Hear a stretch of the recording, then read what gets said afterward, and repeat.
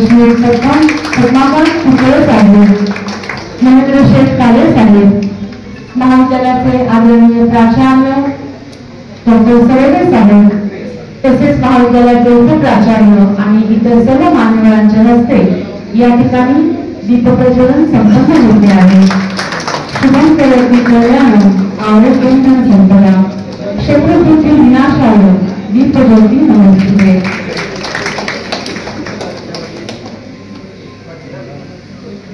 आज उजळणाऱ्या ज्योती या ज्ञानाच्या आहेत, प्रकाशाच्या आहेत, विविध कलागुणांच्या आहेत. मी सर्वच मान्यवरांना विनंती करते की त्यांनी स्थानापन्न व्हावे.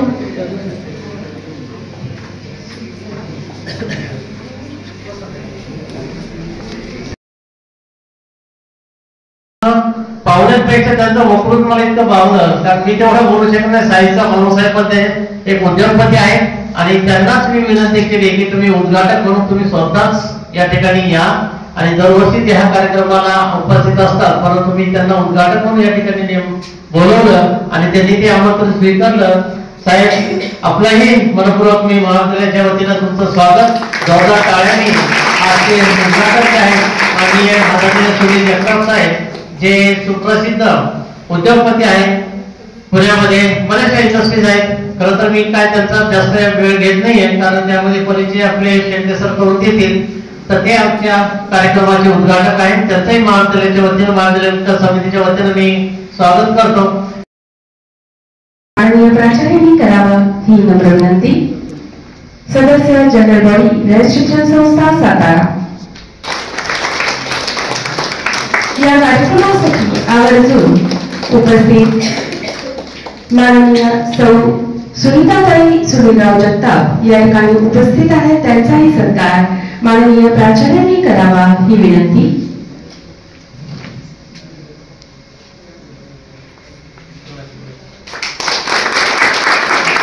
तसेच माननीय श्री महेंद्र शेठ काळे, सदस्य महाविद्यालय विकास समिती, यांचाही सत्कार महाविद्यालयाचे माननीय.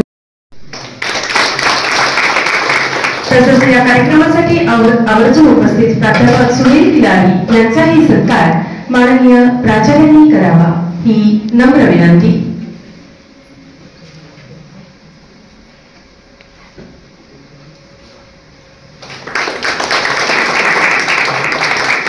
या कार्यक्रमासाठी जिभाऊ कोविड,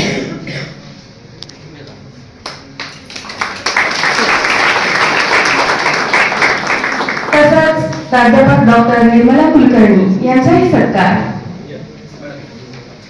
साहेबांनी करावा ही विनंती.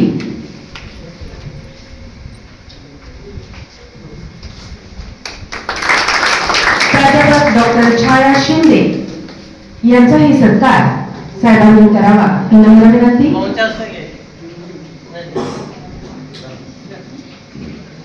कुदळे साहेबांनी करावा अशी मी त्यांना विनंती करते. धन्यवाद. या आणि अतिशय कमी वयामध्ये ती उत्कृष्ट अशी ही रांगोळीचं नियोजन करत असते आणि त्यासाठी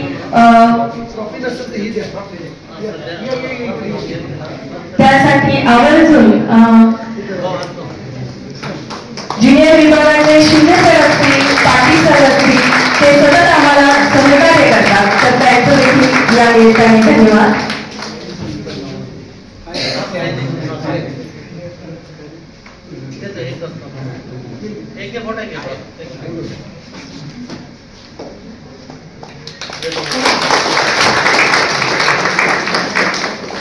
धन्यवाद. मी या कार्यक्रमाचे समन्वयक प्राध्यापक डॉक्टर बाबासाहेब शेंडे यांना विनंती करते की त्यांनी महाविद्यालयाची विनंती.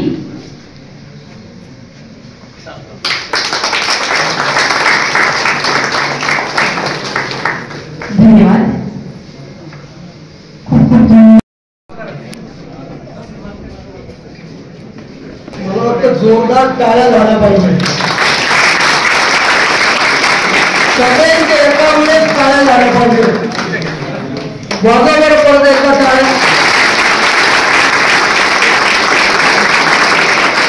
खूप चांगला एक्सरसाइज असतो म्हणजे ब्लड सर्क्युलेशन स्टिम्युलेशन होतं. या भेड्याची पार्श्वभूमी फक्त सांगण्यासाठी मी आलो इथे.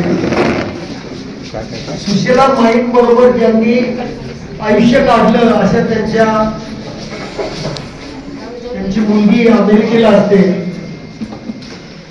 लताताई शिंदे, त्यांचे आता सासरचं नाव शिंदे आहे. बऱ्याच वर्षापासून त्यांचे मिस्टर तिथं इंजिनियर होते, त्यांचा बिझनेस होता. तुम्ही म्हटलं माईनचा कार्यक्रम आणि माईन विषयी जास्त बोललं जात नाही हे असं मी खूप वेळा अनुभवलंय. आणि मग मी तिला विनंती केली की तू जरा एक काम कर, तू येऊ शकत नाहीस, एक छोटासा व्हिडिओ करून तू पाठव. तिला मी रिक्वेस्ट केली होती, तर तिला मी सांगितलं तू व्हिडिओ रेकॉर्डिंग पाठव, आपण ते डिस्प्ले करू. पण माझ्या लक्षात आलं की जेव्हा मी इथं आलो त्यावेळेस तो फ्लेक्स पाठीमागे असायचा, व्हिडिओ दाखवण्याचा काही प्रोग्राम अरेंजमेंट असायची. मग शेंडगे सरांना मी सांगितलं, अतिशय मला वाटतं शेंडगे सरांसाठी जोरदार टाळ्या झाल्या पाहिजे. दरवर्षी उत्साहाने ते कार्यक्रम मध्ये आवर्जून बोलवतात, 3-4 वेळा रिमाइंडर कॉल करतात. तर त्यांना मी सांगितलं की जरा व्हिडिओची व्यवस्था होईल का. ऍक्च्युअली मी ऑडिओ क्लिप इथं माईक समोर धरून ऐकवणार होतो, पण नंतर मला लताने सांगितलं व्हिडिओ दाखवता येईल का. म्हटलं व्हिडिओची व्यवस्था तिथं नसते, पण मी प्रयत्न करतो. मग शेंडगे सरांना सांगितलं व्हिडिओ दाखवता येईल का बघा. मग तिला मी सांगितलं की व्हिडिओ दाखवता येईल, ती म्हणाली तर तो व्हिडिओ आता तुम्ही शांतपणे बघा. एक मला वाटतं 13 मिनिटाचा व्हिडिओ आहे. शांतपणे सगळे बघा. मला असं वाटतं जोरदार टाळ्या झाल्या पाहिजे या कार्यक्रमासाठी.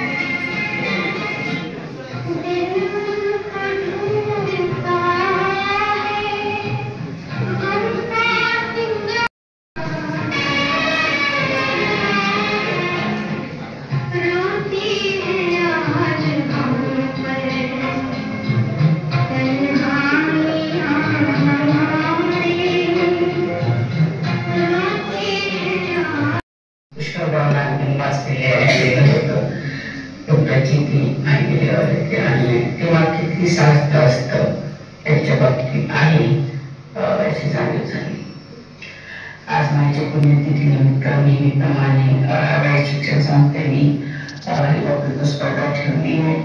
त्याच्याबद्दल एसोसिएशन कॉलेजची वेळेची मी आभार मानते. आणि दुसरी गोष्ट तुम्ही हा जो उद्घाटक बोलवला म्हणजे बोलवला तो सुनील जगताप माझा भाऊ मामांचा मुलगा माईचा फालाट माईला फार त्याच्याबद्दल प्रेम वाटायचं, आपुलकी वाटायची, जवळीक वाटायची. त्याचं कारण म्हणजे माईचा, दत्तमामाचा, त्या मामीचा असा समज होता की माई आणि दत्तमामाची आई पोटी आलेली त्याच्यावर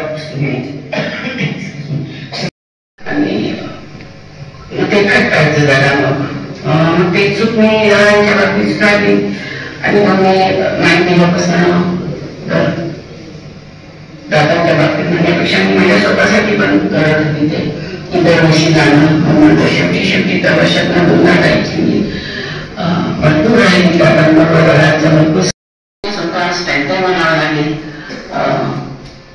पण एवढं खरं आहे की एवढं असणे तुम्ही माझ्या घरी त्याच्या कधी असा मुलगा मुलीचा असा भेद कधी केला नाही. But I said she was way ahead of her time in ideas, attitude. आणि ते तिने मला वाढवण्यात दाखवलं. मला पूर्णपणे स्वातंत्र्य होतं त्यावेळेस. आणि नॉलेज फार मुलींना त्या काळात मिळालेलं नाही आणि तशी सगळ्यांचीच क्लोज होती, सगळ्यांच्याच लाईफ मध्ये होती, सासर म्हणा माहेर म्हणा. तर सासरच्या बाबतीत म्हणाल तर तिची माझ्या देवरामाबांवर माझ्या आजोबांवर खूप मोठा गुन्हा हल्ला झाला होता. ती लहान होती तर 3-4 वर्षाची असेल, 4-5 वर्षाची असेल. सो ते हल्ला झाल्यावर दादा तेव्हा गुजरातला होते, जिल्हा परिषदच्या अध्यक्षपदी नगरला राहायचे. माझे काका होते, तात्या आणि नाना हे दोघं घाबरलेले होते, पण माहिती इमोशनल स्ट्रेंथ आणि सपोर्ट केला. बरोबर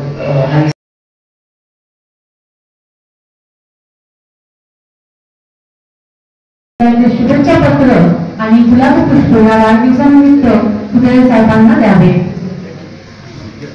तुम्हाला शुभेच्छा. धन्यवाद. सर्व उपस्थितांकडून पुन्हा एकदा वाढदिवसाच्या खूप खूप शुभेच्छा.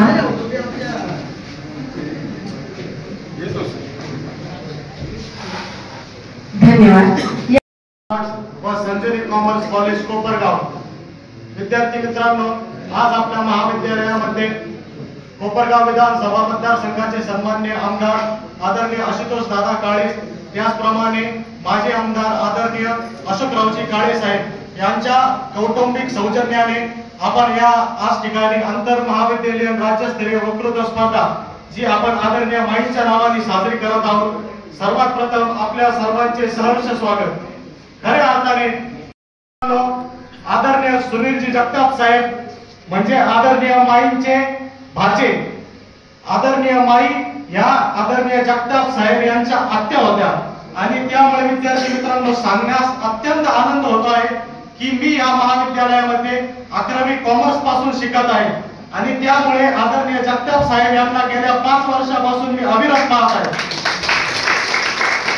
आणि वर्षाच्या सुरुवातीला ज्या वेळेस माईंच्या नावाने ही राज्यस्तरीय वक्तृत्व स्पर्धा पार पडत असते त्यावेळी मराठी विभाग प्रमुख व महाविद्यालयाचे उपप्राचार्य आणि सांस्कृतिक विभाग प्रमुख आदरणीय शेंडगे सर हे दरवर्षी आवर्जून जगताप सरांच्या संपर्कात राहून व जगताप सरांना कॉन्टॅक्ट करून जगताप सरांना आवर्जून या कार्यक्रमासाठी उपस्थित करून देतात. त्यामुळे आदरणीय शेंडगे सरांचेही खूप खूप अभिनंदन. विद्यार्थी मित्रांनो, जगताप सर या ठिकाणी उपस्थित झाले. खऱ्या अर्थाने खूप आनंद झाला, कारण की जे नवीन असतील त्यांना माहित नाही, परंतु गेल्या 5 वर्षापासून जगताप सरांचं प्रेरणादायी भाषण मी ऐकत आलो आहोत आणि खऱ्या अर्थाने सुशीलामाई काय आहे हे मला जगताप साहेबांमुळे समजलं गेल्या 5 वर्षात.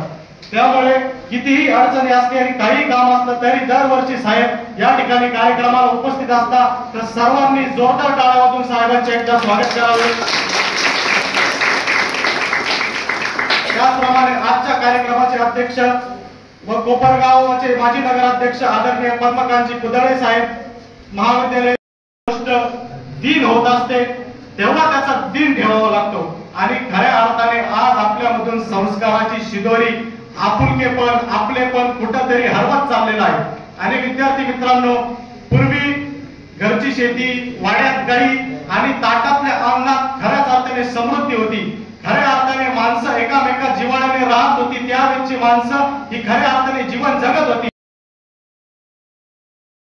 टीम लीडर म्हणेल या महाविद्यालयाचे प्राचार्य डॉक्टर उपस्थित असलेले कार्यक्रमाचे अध्यक्ष पद्मकांत कुदळे, सदस्य जनरल बॉडी, सदस्य रयत शिक्षण संस्था सातारा, माननीय श्री महेंद्र शेठ काले, सदस्य महाविद्यालय विकास समिती, या कार्यक्रमाला उपस्थित असलेला सर्व प्राध्यापक, सेवक वर्ग, बंधू आणि भगिनींनो, आज या कार्यक्रमाच्या निमित्ताने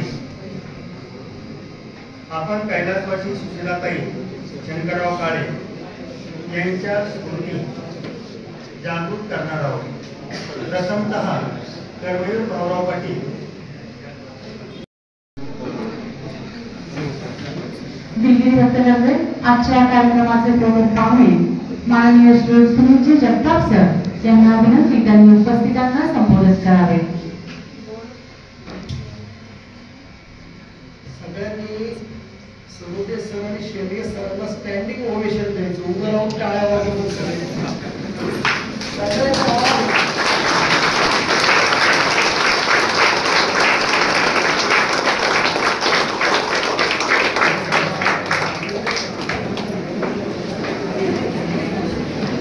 दोन गोष्टी झाल्या. एक म्हणजे सरोदे सरांचा आणि शेंडगे सर आणि जे या कार्यक्रमाचे आयोजनामध्ये भाग घेतलाय त्यांचं अभिनंदन झालं. आणि प्लस तुम्ही जे मरगळलेले होते त्याच्यात थोडं चैतन्य आलं. बघा मुलं आता इथं बसलेत. मी 2-3 वेळा सांगितलं होतं सरांना, प्रिन्सिपल जे होते, तर किती वेळ बोलायचं मी 20 मिनिटं टायमिंग किती, तर त्याप्रमाणे बोलायला नाही तरी बोलायला काय 2 तास बोलू शकतो. पण मी थोडक्यात गेला तर वेळ सगळ्यांच्या चेहऱ्यावर दिसतंय मला. काही जण बसलेत असेल जरा कधी संपतो कार्यक्रम. काय आणून बसवलंय त्यांनी. भारताचा आर्थिक डबघाईला आलेला भारत, या भारतामध्ये जर हे कोणी कार्य केलं असेल म्हणजे क्रांतिकारक, लोकांनी त्यांना खूप काय काय बोलले. मी त्यांच्यावर 5-6 तास सुद्धा बोलू शकतो. या व्यक्तीला लोकांनी वाटेल तशा टीका केल्या, पण ती जर व्यक्ती नसती तर आज भारत कर्जबाजारी होऊन लिटरली भिकारी झाला असता. ती व्यक्ती ज्यावेळेस, तुम्हाला कळालं असेल सगळ्यांना मी कोणत्या व्यक्तीबद्दल बोलतोय, त्यांना आपल्याला श्रद्धांजली व्हायची. 5-10 मिनिट, 1 मिनिट असते पण आपल्याला वेळ कमी आहे. तुम्हाला माहित असेल ज्यावेळेस नरसिंहराव भारताचे पंतप्रधान झाले, मी माझ्या मूळ मुद्द्याला नंतर येणार, श्रद्धांजली वाहण्याआधी तिथे कॉलेजची मुलं आहेत, त्यांना माहिती असेल कदाचित, पण एक छोटासा किस्सा सांगतो मी. पंतप्रधान झाला त्यावेळेस भारताचं सगळं सोनं गहाण होतं. भारताकडे आर्थिक योजना वर्षाची आखण्यासाठी सुद्धा पैसे नव्हते. नरसिंहराव पंतप्रधान झाले, ते सुद्धा कित्येक पक्षाच्या पाठिंब्यावर. त्याच्यात कम्युनिस्ट पार्टी सारखा पक्ष होता ज्यांचा औद्योगिक धोरणाला कायम विरोध असायचा. तर त्यावेळेस पीसी अलेक्झांडर होते, नरसिंहरावांच्या चांगले संबंधातील. तर नरसिंहरावांनी पीसी अलेक्झांडरला बोलवलं. मी पंतप्रधान तर झालोय पण माझी कारकीर्द खूप अवघड आहे, हा देश चालवणे इतके पैसे आपल्याकडे नाहीत, आणि या देशाला एक फायनान्स मिनिस्टर असा पाहिजे जो या देशाची घडी परत जागेवर आणेल. तुम्ही कोणीतरी नाव सुचवा. तर पीसी अलेक्झांडरने सांगितलं एकच माणूस असा आहे जो हे करू शकतो. आणि त्यांनी त्यावेळेस मनमोहन सिंगांचं नाव सुचवलं. आणि मग नरसिंहरावांनी सांगितलं अलेक्झांडरला की तुम्ही फोन करा, त्यांना सांगा अर्थमंत्री पदाची शपथ घ्या. तर मनमोहन सिंगांना चेष्टा वाटली, ते आले नाही. शेवटी स्वतः नरसिंहरावांनी फोन केला की please come and take a oath as a finance minister of India. शपथ घ्यायच्या आधी ते नरसिंहरावला म्हणाले मी घेतो शपथ, पण मला फुल फ्री हँड पाहिजे, कारण ही इकॉनॉमी जर जागेवर आणायची असेल तर काही हार्ड निर्णय घ्यावे लागतील. ते म्हणाले ठीक आहे, मी तुम्हाला फुल फ्री हँड देतो, पण एक गोष्ट लक्षात ठेवा, जर याच्यातलं चांगलं झालं तर ते सगळं क्रेडिट मला मिळेल, आणि याच्यातलं जर काही वाईट झालं तर सगळा ब्लेम तुमच्याकडे येईल. तेव्हा येस आय एम रेडी. आणि त्याच व्यक्तीने भारताची अर्थव्यवस्था डब घाईला आलेले असताना 2.5 का 3% आपला जीडीपी होता, तो 10% नेऊन ठेवला. आता एवढे मोठमोठे भाषण करताय, 10% जीडीपी नेऊन ठेवला होता. जीडीपीचा आता मी बोलेल पण इथं वेळ नाहीये. अशी व्यक्ती आपल्या भारतात गेलेली आहे. त्यांना आपण उभ्या राहून पहिली श्रद्धांजली म्हणून तयारी काय केली नव्हती कार्यक्रमाची, म्हणजे बोलायची. मला कागदावर लिहून बोलता येत नाही. आता जे मला वाटतं ते मनापासून बोलतो मी. पण त्याच्या आधी परत एकदा जोरात टाळ्या वाजवा.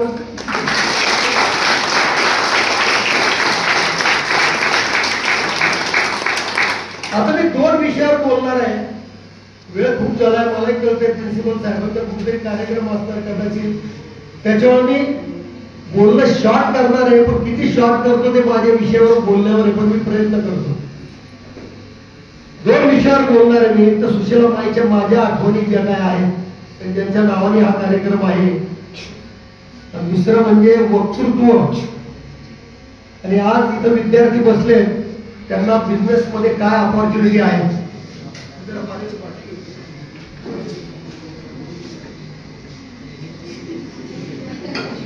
मी मागे 2-3 प्रिन्सिपल साहेबांना सांगितलं होतं की ऍक्च्युली वक्तृत्व हा इतका महत्वाचा विषय आहे.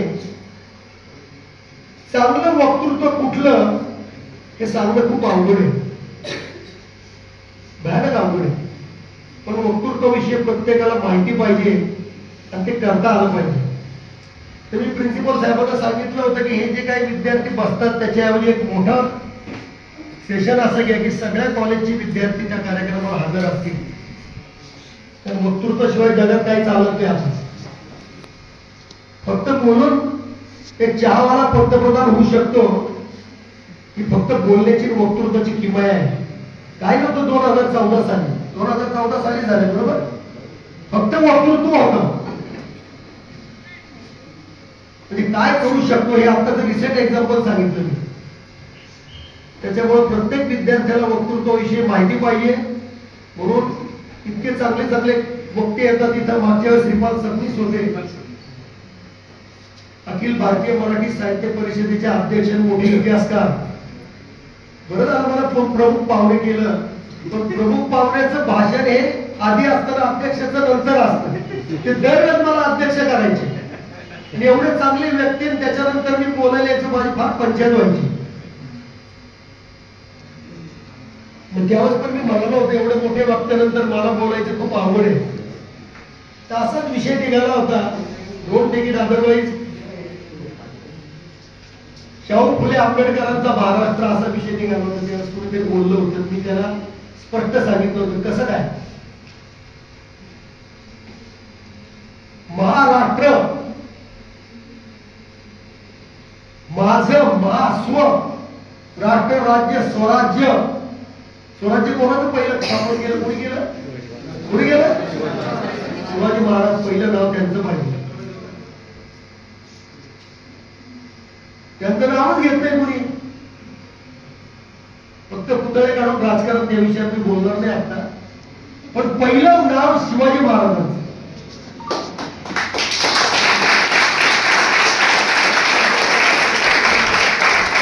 त्याच्यानंतर ज्यांनी ते स्वराज्य टिकवण्यासाठी प्राणाची आहुती दिली असे कोण.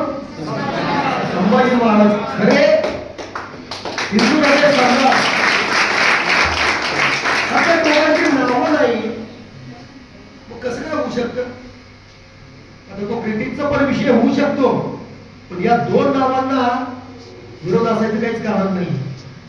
संभाजी महाराजांचा इतिहास इतक्या चुकीच्या पद्धतीने लिहिला. मी ऍक्च्युअली थोडा विषय डायव्हर्ट करतो. संभाजी महाराज आणि शिवाजी महाराज या दोघांची तुलना केली. मला जर हा प्रश्न विचारला कोणी, तुम्ही दुसरं नाव पहिलं घे, ते म्हणजे संभाजी महाराजांचं. शिवाजी महाराज दैवत आहेच, पण त्या संभाजी महाराजांविषयी इतके चुकीचे इतिहास लिहिले गेले. तो विषय मी कधी जर कुठल्या कार्यक्रमाला बोलवलं तर मी संभाजी महाराजांवर बोलेन. एक लाईन मध्ये सांगतो आणि मग माझ्या मूळ विषयाकडे येतो. शिवाजी महाराजांना जिजाबाई सारखी आई भेटली होती. शिवाजी महाराज असताना शहाजी महाराज हयात होते आणि जिजाबाईच्या संगोपनाखाली शिवाजी महाराजांची जडणघडण झाली. पण ज्यावेळेस संभाजी महाराज आले त्यांची लहान वयातच आई वारल्या. म्हणजे आईचं प्रेम होतं का? आजी काही करू शकत नव्हती. शिवाजी महाराजांच्या घरातल्या कलामुळे आजी सुद्धा थकलेली होती. अशा काळात संभाजी महाराज घडले. अरे एवढा मोठा दिल्लीचा बादशाह ज्याचं साम्राज्य अफगाणिस्तान, इराण, भारताचा फक्त साऊथचा थोडा पाठ साधला तर सगळं भारत त्याच्या अंडर होतं. असा औरंगजेब इथं आला. 9 वर्ष त्याला खेळवत ठेवलं, त्याला जिंकता नाही आलं आणि शेवटी औरंगजेब इथंच गेला. अशी संभाजी महाराजांची कारकीर्द एवढी मोठी, त्याला सांगायची सुद्धा गरज नाही इतिहासकाराची. चला विषय मी संभाजी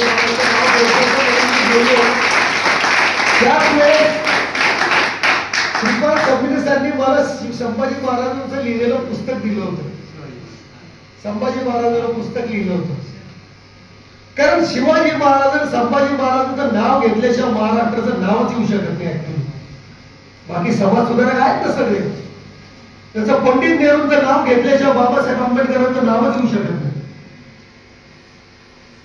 घटना समिती जेव्हा स्थापन करायची होती त्या समितीचा अध्यक्ष करणारे पंडित जवाहरलाल नेहरू होते.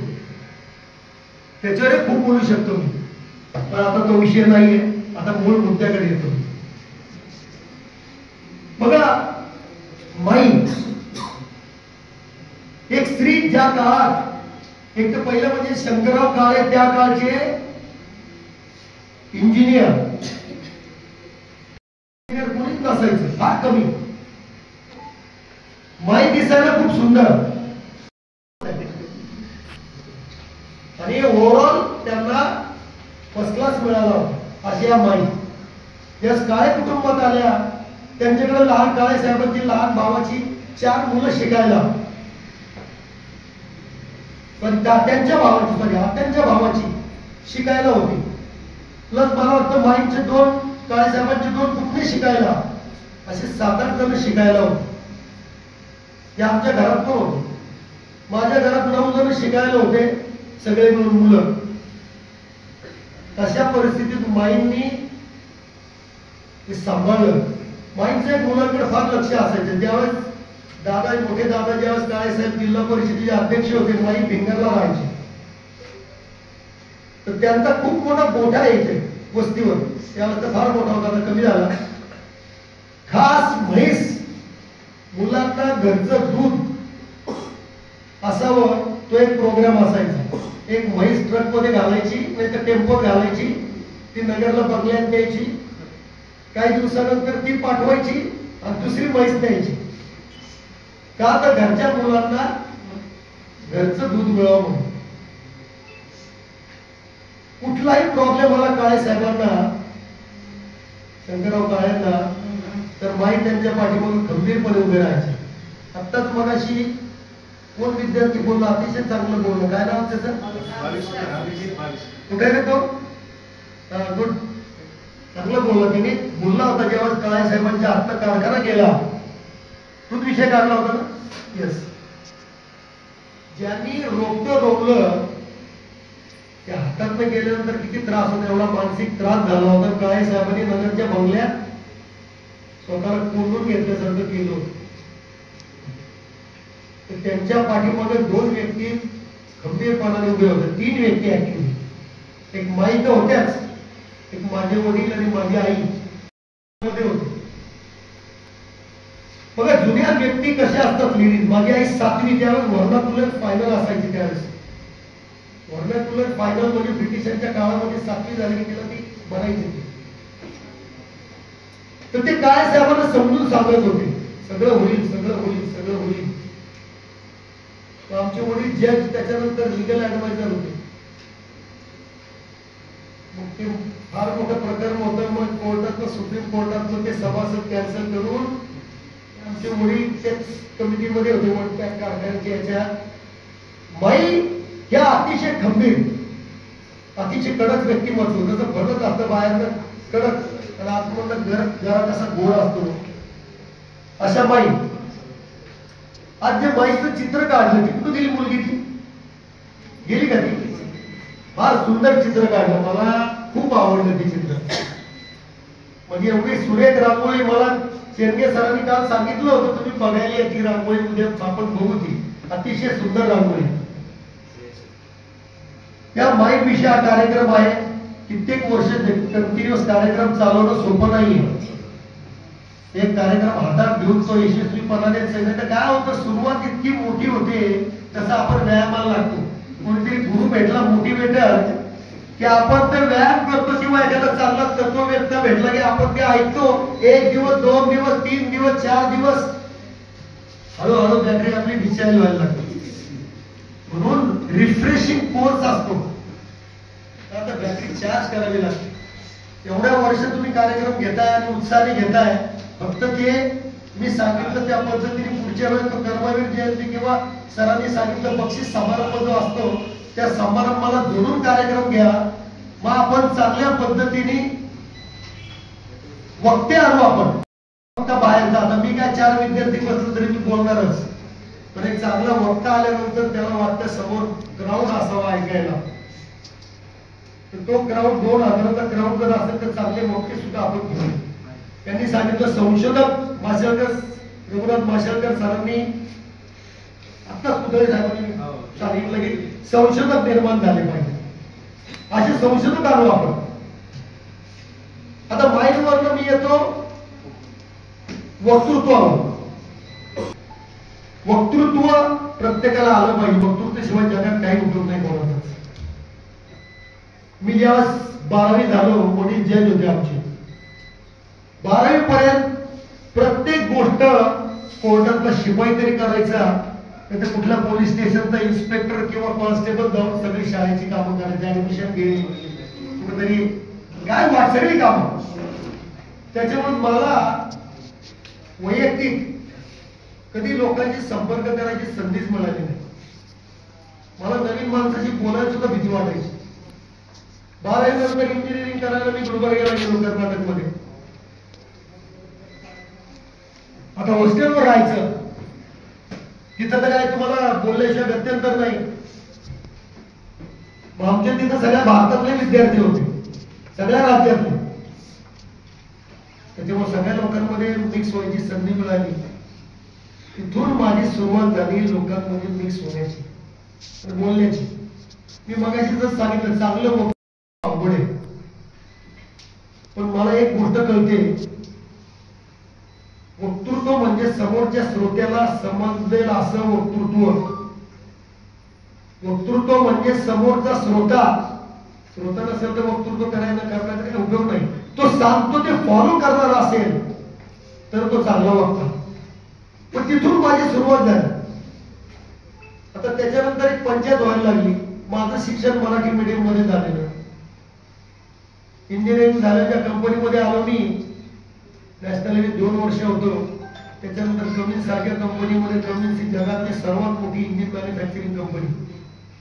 कमिन्सचं मार्केट शेअर 80% मार्केट शेअर आहे. American company. आमचे सगळे बॉसेस जवळजवळ निम्म्याच्यावर अमेरिकन नाही तर ब्रिटिश नाही तर कुठलं तरी पोलंड, असे सगळे बॉसेस. मग प्रेझेंटेशन करावं लागायचं ते इंग्लिश मध्ये. सगळं येतं पण बोलता आलं पाहिजे ना. मग आपण काय करतो, मराठी असं आठवतं, मराठीचं इंग्लिश मध्ये ट्रान्सलेट करतो, बोलतो. ते आपली चूक नाहीये. आपली मातृभाषा काय आहे मराठी. आज सुधारलेले चायना आणि जपान किंवा कित्येक कंट्रीज मध्ये मातृभाषेमध्ये बोललं जातं, त्यांना कुठे इंग्लिश येते. पण आपलं दुर्दैव, आपण इंग्रजांच्या खाली काम केले गुलामीत. आजही गुलामांचे कायदे आहेत. माझे वडील जज होते म्हणून सांगतो, जज सारखा व्यक्ती बसने जायचा. आणि मामलेदार साधा तालुक्याचा त्याला सेपरेट बंगला असतो, गाडी असते. एका जिल्ह्याचा कलेक्टर साधा त्याला 7-7 एकर मध्ये बंगला असतो. त्याला डिस्ट्रिक्ट मॅजिस्ट्रेट म्हणलं जातं. कुठे ज्युडिशियरी शिकले माहित नाही. आणि जस्ट 7 जिल्ह्याचं मुख्य न्यायाधीश होते वडील एज्युकेशन डिपार्टमेंटचे. घर कशाचं? भाड्याचं. आपण ब्रिटिशांचे गुलाम आहेत. सुभ्याचा तो कलेक्टर असायचा कशासाठी? रिव्हेन्यू कलेक्शन करण्यासाठी ब्रिटिशांच्या काळात. ते आज पण चालू आहे. मग आपल्याला ब्रिटिशांचा पगडा असणारच ना आपल्यावर. मग आपण इंग्लिश मध्येच बोलतो, पुस्तकं आपले इंग्लिश मध्ये. आता मध्ये गव्हर्नमेंटनी सुरुवात केली की सुप्रीम कोर्टाचं जजमेंट जरी असेल तर मातृभाषेत करता आलं पाहिजे. त्याच्या वक्तृत्व करताना जी भाषा आहे त्याच्यात बोलायचं. फक्त प्रॉब्लेम असा आहे, श्रोता जर समोरचा कसा आहे त्याच्याप्रमाणे बोलता आलं पाहिजे. अभ्यास पाहिजे प्रत्येक विषयाचा ज्याच्यावर बोलायचं ते. आणि ज्या विषयाचा आपल्याला माहिती नाही तो विषय चुकूनही तोंडात काढायचा नाही.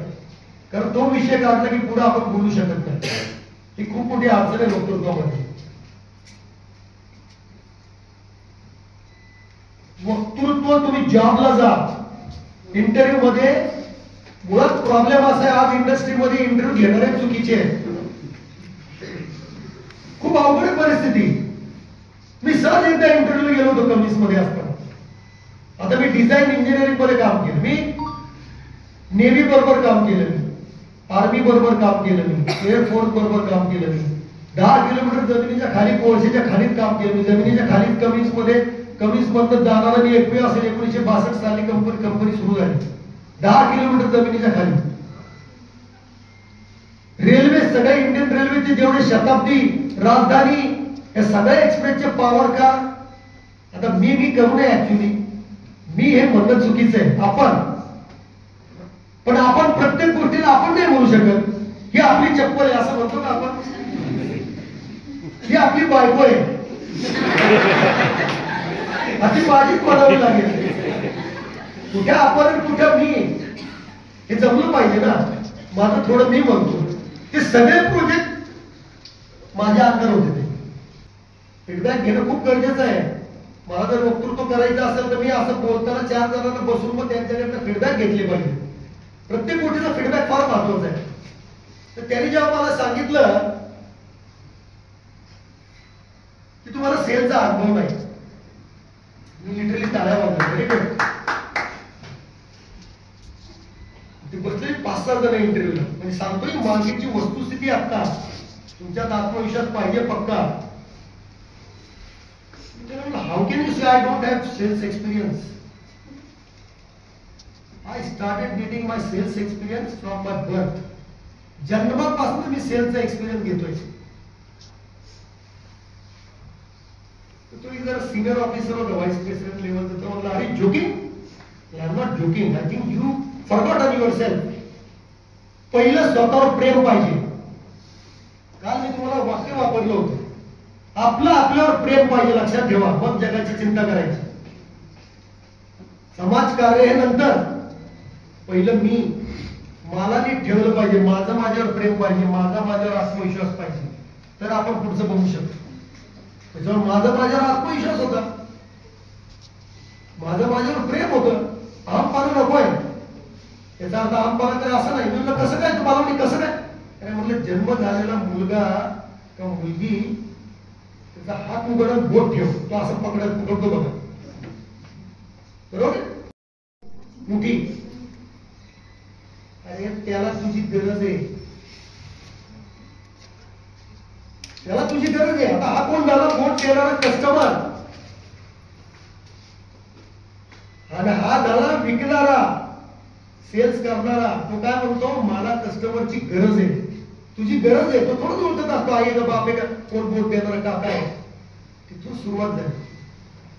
त्याच्यानंतर जेव्हा समजायला लागलं, मी गोळ्या घ्यायला गेलो दुकानामध्ये, तर माझ्या खिशात जर 10 पैसे असतील तर तो सांगतो ही घ्यायची की ही घ्यायची की ही घ्यायची की ही घ्यायची. मग मी सांगतो हे 2 द्या, हे 3 द्या. असे करून 10 गोळ्या घेतो. तो मला सेल्स करतोय, मी परचेस करतोय. त्याने मला विचारलं कुठली घ्यायची. तिथून सेलची सुरुवात झाली.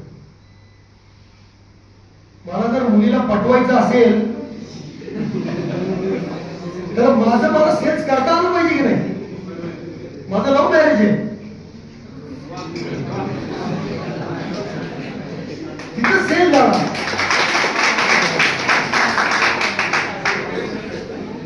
हे करून माझ्या आई वडिलांना कन्व्हिन्स करायचं असेल, सेलचा एक्सपिरियन्स कसा नाही मी तुझ्यावर 1 तास सांगू शकतो सेल्स विषयी. तुम्हाला सांगतो सगळेचे सगळे जण उभे राहिले. मी म्हटलं काय नाही, फक्त मी सहज आलो होतो, आभारी आहे तुमची. ही मार्केटची वस्तुस्थिती आहे. एखाद्याला स्टोअर डिपार्टमेंट मध्ये जॉब पाहिजे असेल त्याने सांगितलं तुम्हाला इन्व्हेंटरी मॅनेजमेंटची माहिती नाही, तसे नाही.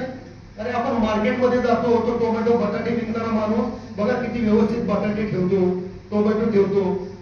तो बटाटे जास्त घेईल आणि भाजीपाला कमी ठेवली का ते खराब होतं, पेरिशेबल आयटम येतो. तिथंच इन्व्हेंटरी मॅनेजमेंट समजतं. परचेज ऑफिसरचं तर काम कळलं, आपण विकत घेतो, गोळी येतो, आपण परचेस करतो, तो सेल्स करतो. त्याच्यामुळे हे सबशेल चुकीचं आहे. अनुभव कुठे लागतो? डिझाईन मध्ये एक्सपिरियन्स लागतो. यस, एखाद्या गोष्टीचं इनोव्हेशन करायचं असेल, डिझायनिंग करायचं असेल तर अनुभव लागतो. मग करिअर मध्ये तुमच्या संधी कुठे आहेत? सगळ्याच संधी आहेत.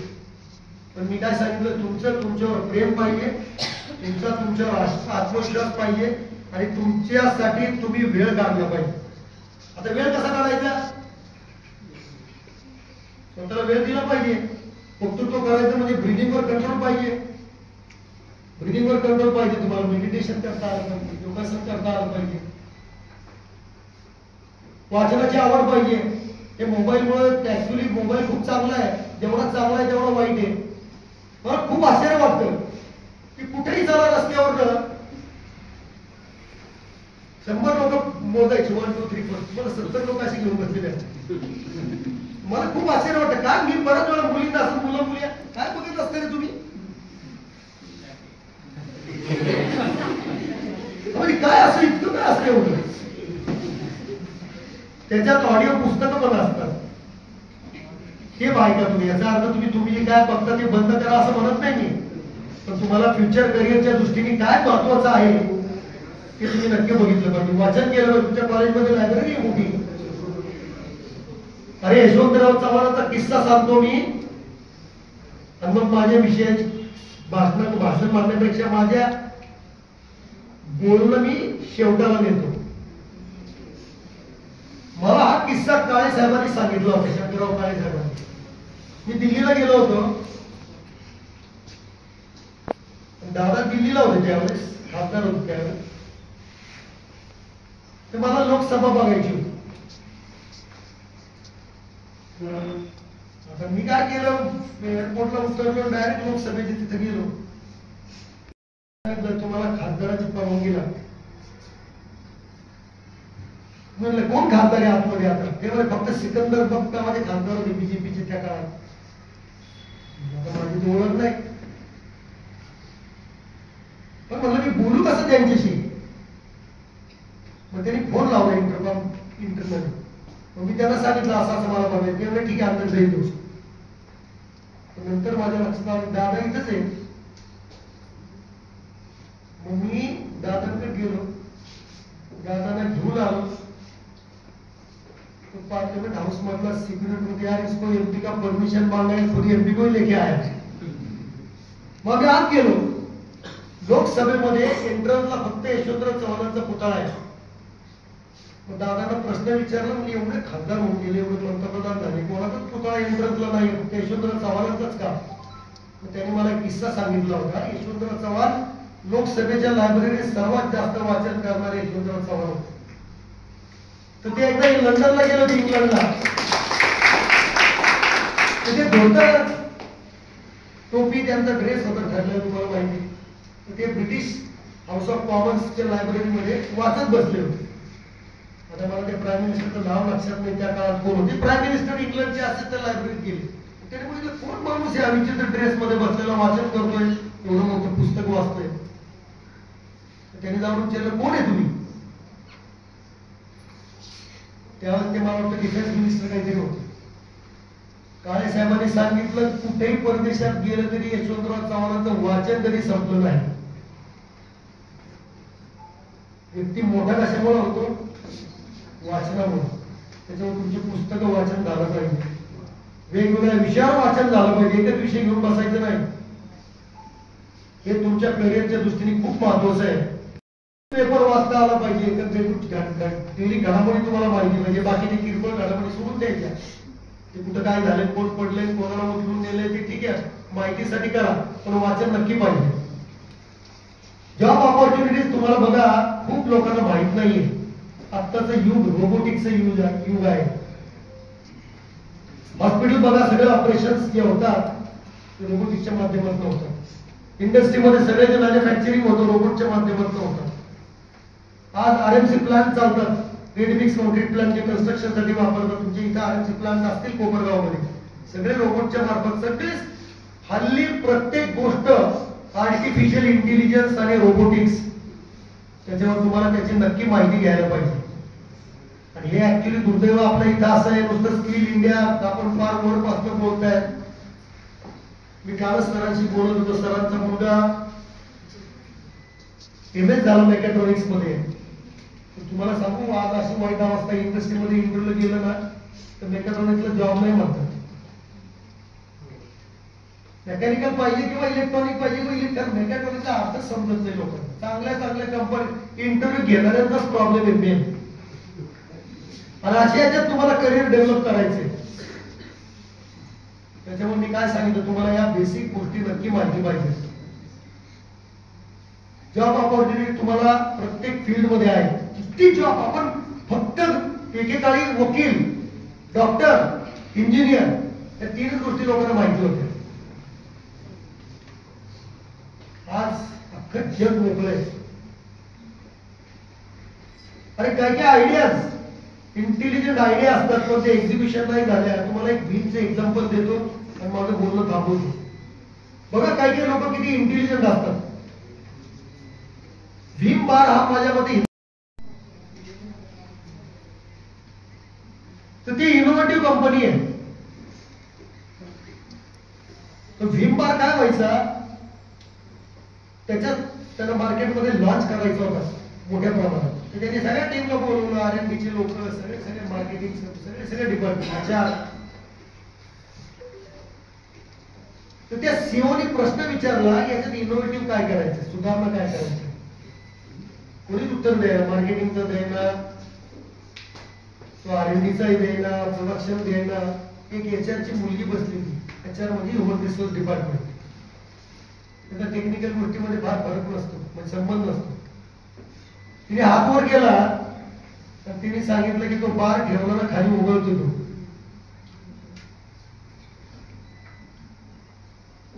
मग भीमने खाली प्लॅस्टिकचं काहीतरी लावायला सुरुवात केली.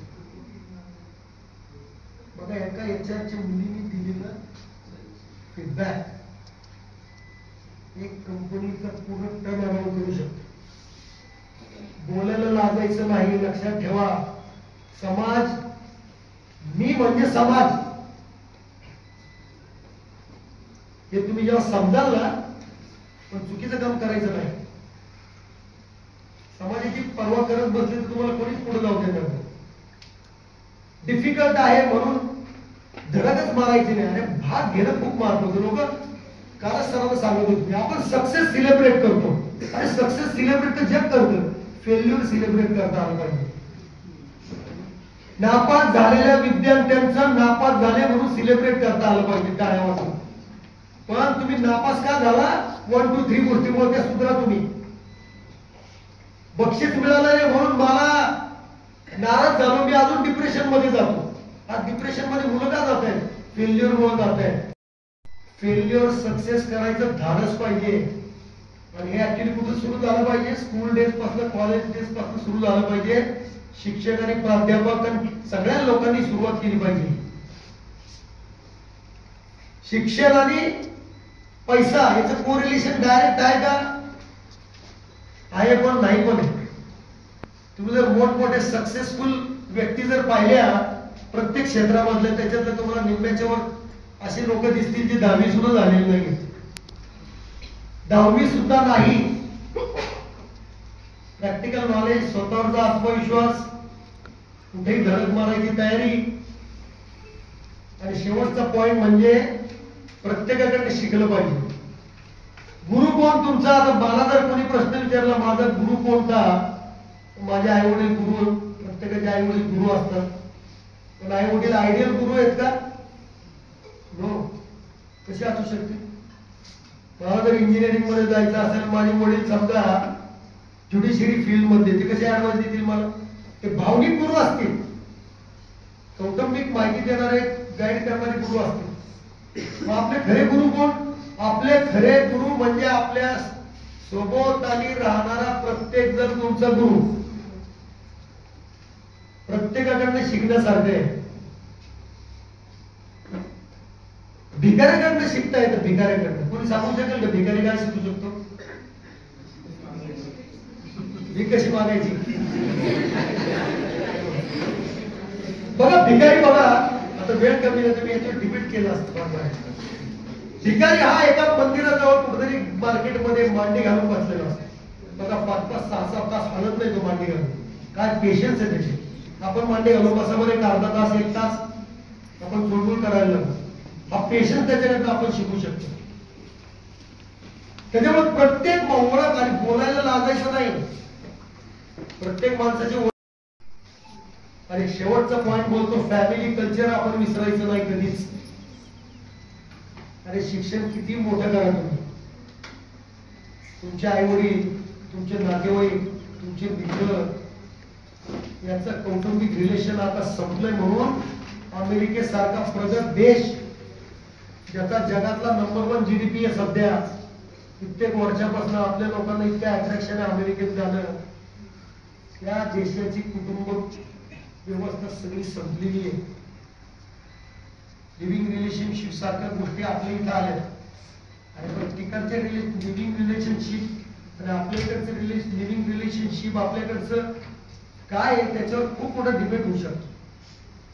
फॅमिली ओरिएंटेड आपण राहिलं पाहिजे. आपले नातेवाईक आपल्याला माहिती पाहिजे. पुढच्या जन्माच्या ह्याच्यात आई वडिलांची चुका आहेत ऍक्च्युअली.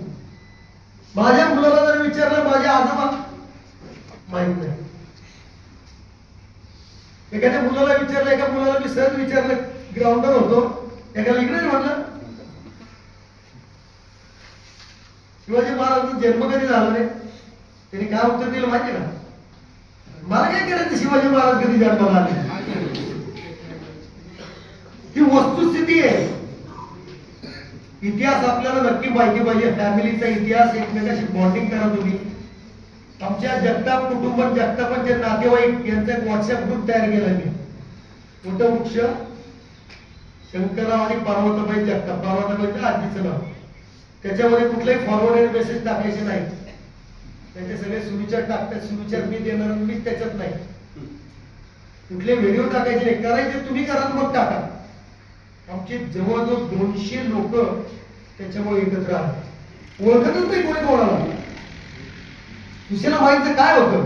सुशीला माईंचं एक गोष्ट नक्की होती, जेवढी सासरकडची माणसं तेवढी.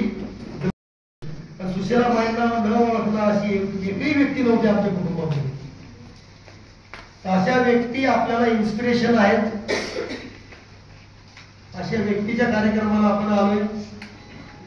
हा कार्यक्रम पुढच्या वर्षी नक्की मोठ्या प्रमाणात कुठल्या तरी कार्यक्रमाला जोडून घ्या आणि आपण चांगले वक्ते बोलू. सगळ्या विषयाचे वक्ते बोलू. आपण 5-6 टाईपचे वक्ते बोलू. तेवढा वेळ त्यांना देता येईल. पुन्हा एकदा शेंडगे सर, प्रिन्सिपल साहेबांचं, सर्व काम करणाऱ्या या कार्यक्रमासाठी सर्वांचं मी आभार मानतो. आणि आता सगळ्यांसाठी एकदा जोरदार टाळ बाहेर जातो.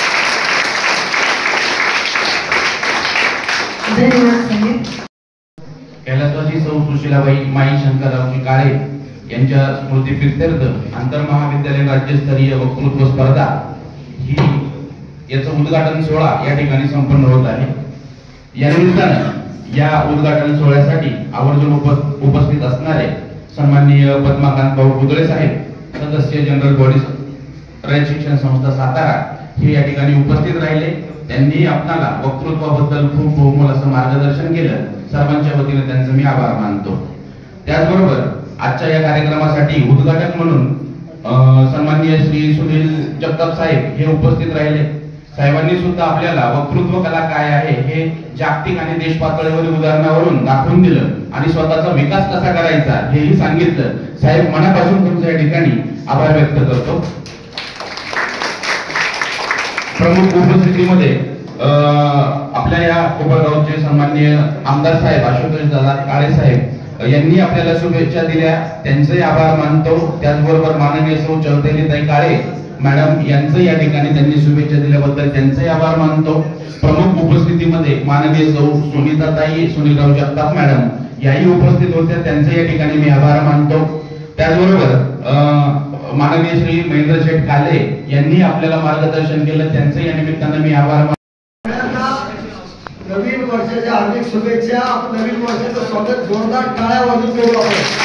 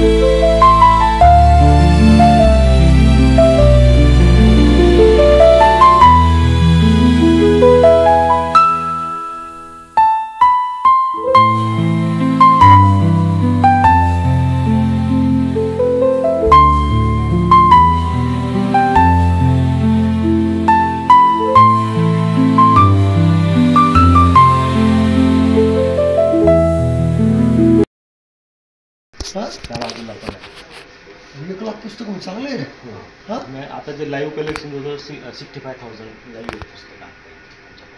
तुमच्या श्रीरामपूरच्या कॉलेजला किती पुस्तकं असतील? त्याच्यापेक्षा श्रीरामपूर कॉलेज मोठं आहे खरे. मी आतमध्ये कधीच आलो नाही कॉलेजच्या कॅम्पसमध्ये. एकदाच मला वाटतं कधी आलो होतं बरोबर. तुमची तिथे ते सेंटर चालू झालं होतं बघ नाटाचं, तेव्हा आलो होतो. त्या मुली चालवत होते, ते अजून चालू आहे का? ते बंद का बरं? चांगलं कन्सेप्ट होता तो. हे राबवायला पाहिजे रे, राबवत नाही नीट. मी सिम्बॉयसिस बरोबर एक ऑपरेटर ट्रेनिंग कॉलेज चालू केलं होतं. ती मुजुमदार बघ, स्वाती मुजुमदार, मुजुमदारांची मुलगी. तिने एकदा मला फोन केला, साहेब येता का आपण जरा नवीन इनोव्हेटिव्ह करू. म्हणजे एक काम करा, हे बाकीचे colleges science commerce engineering medical कुणी काढतं, जे हेवी मशीन्स आहे त्याच्या ऑपरेटरचं कॉलेज काढतं. आणि त्या मुळशीजवळ कॉलेज काढलं, त्यांचं होती झाली बिल्डिंग. ते म्हणजे कोण लीड घेईल? म्हटलं मी घेतो. म्हटलं मी घेईल, पण नंतर नाही लक्ष घालू शकणार.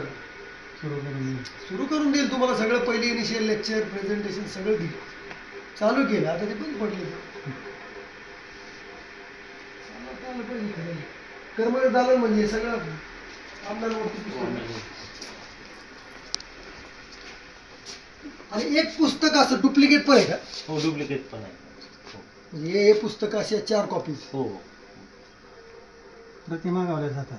सगळ्यात जास्त कुठलं पुस्तक वर्षात जातं असं सिलेक्ट करता तुम्ही? हे पुस्तक पर्टिक्युलर, हे पुस्तक सर्वात जास्त रोटेशन मध्ये. हो, ते जास्त करून टेक्स्टबुकच्या संदर्भात कॉलेजचे जे शिक्षणाचं. हिस्ट्रीचं कुठं आहे? हिस्ट्री सेक्शन हिस्ट्री पलीकडच्या बाजूने, पलीकडच्या बाजूने इकडे जिओग्राफी.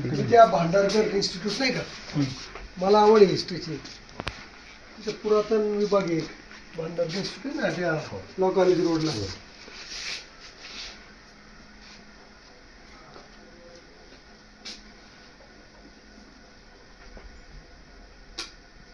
रात्री आता वाचायला एवढं आहे ना. डेक्कनचे खासे. डेक्कन तिकडे नाही गेलो, मला जायचं रे डेक्कन. पुरातत्व लोकांना हिस्ट्रीचं आवडत नाही राहिली आता. काय घेणं पडलं माझं हिस्ट्री. तू ते लांडे सरांना ओळखतो का रे? शेवगावचे ते काका आमचे साडूचे जावई आहेत. ते बुट्टे पाटलाच्या कॉलेजमध्ये हेड ऑफ द डिपार्टमेंट आहे हिस्ट्रीचे. ही जी आहे ना, जी क्लासिफिकेशन सिस्टम आहे, अमेरिकेतले मेलविल ड्यूई नावाची व्यक्ती आहे. तर त्यांनी ही सुरू केलेली, म्हणजे एक 100 वर्षापूर्वी. बायोग्राफी म्हणजे कशी, कोणाची ही बायोग्राफी?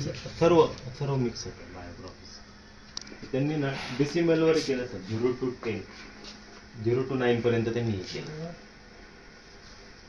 हे कुणी वापरत नसेल पुस्तक, मिळतात ना पुढे ज्यांना.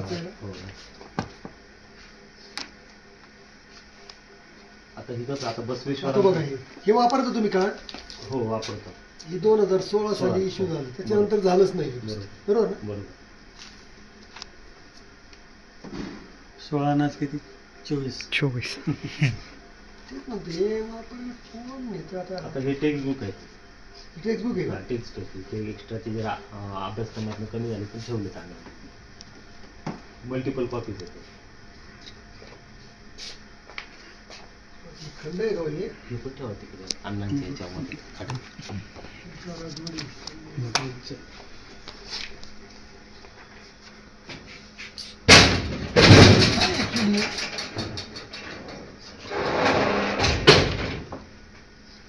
तुमच्या लायब्ररीच्या कोर्समध्ये काय शिकवलं जातं? हे डिप्लोमा लायब्ररीन किंवा डिग्री लायब्ररी विद्यापीठामध्ये कोर्स आहे. काय म्हणजे काय सिलेबस काय असतो? त्याच्यामध्ये आता लायब्ररी आणि इन्फॉर्मेशन सायन्स दोन घटक ऍड होतात. तर त्याच्यामध्ये लायब्ररीचं पूर्ण ऑर्गनायझेशन, कॅटलॉगिंग येतं, क्लासिफिकेशन येतं, लायब्ररीचं मॅनेजमेंट येतं, त्याच्यानंतर ऑर्गनायझेशनल बिहेवियर येतं, युजरचा स्टडी येतो. त्याच्यानंतर इन्फॉर्मेशन सायन्समध्ये त्याच्यामध्ये पूर्ण टेक्निकल गोष्टी येतात. त्याचं सगळं इम्प्लिमेंटेशन इथे करणार.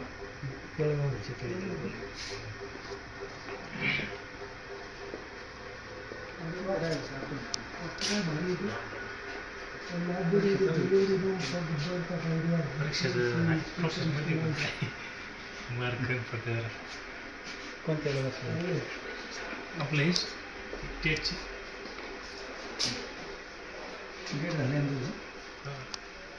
हा कुठला सब्जेक्ट आहे? आता इथे हे बघा ॲग्रिकल्चर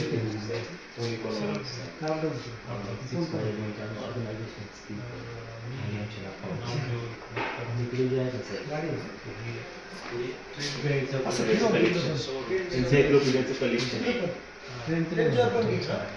सगळे आउट ऑफ प्रिंट आहे. आता त्यांनी पण बंद केल्या छापायचं डिजिटल कॉपी. कधी वाचणार कोणी हे? वाचतं? वाचन घ्यायचं नाही विद्यार्थी येतात काही टर्म्स वगैरे बघायला. PhD वगैरे करायचं असेल तर हो.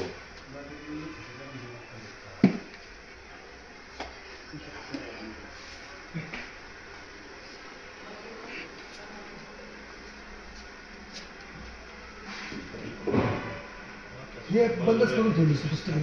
नाही ही कमीची आहे.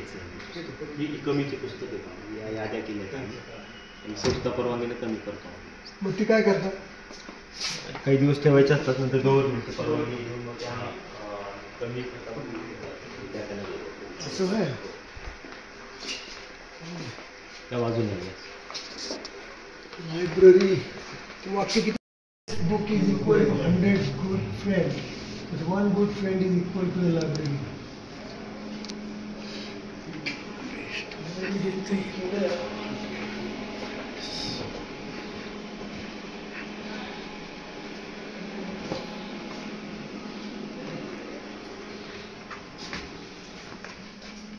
लॉचे पण पुस्तक आहे इथं. हो. इथं लॉ कॉलेज नाही ना इथं. बुक्स कॉमर्स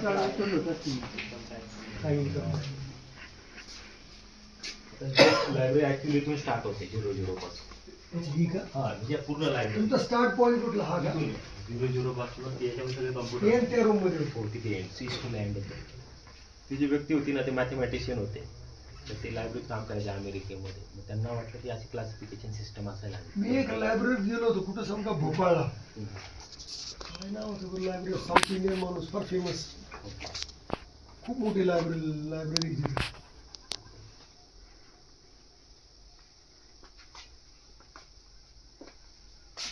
11-12 ची बुक्स आहेत. नेट जीची बुक्स आहेत तिथे. रोज किती विद्यार्थी येतात बरं पुस्तकं द्यायला? ॲव्हरेज आमच्याकडे सर जवळजवळ 90 to 95% रोज स्टुडंट्स आहे आमच्याकडे. आणि ते वाचायचं असेल येऊन कोणाला तर लायब्ररी तिथे वरती स्टडी रूम आहे. पूर्ण फ्लोअर असाच वर आहे.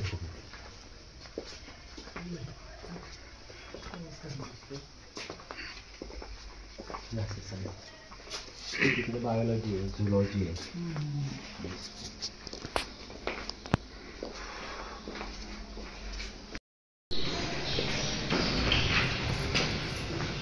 परवाच्या 4 तासाचं एक्झिबिशन करतो. मला त्या फर्टिलायझर कॉलेजवर जायचं मला जमलं नाही. काय होतं खूप सुंदर होतं. तिथे त्यांनी ना ग्रंथ प्रदर्शन ठेवलं होतं. पूर्ण भारताचे कोणेश्वर झाले होते. संकल्प होता बुक सेलिंग पुस्तक असेल बुक ऑफ वर्ल्ड सकाळी बरोबर नाही ते राष्ट्रीय पुस्तक न्यास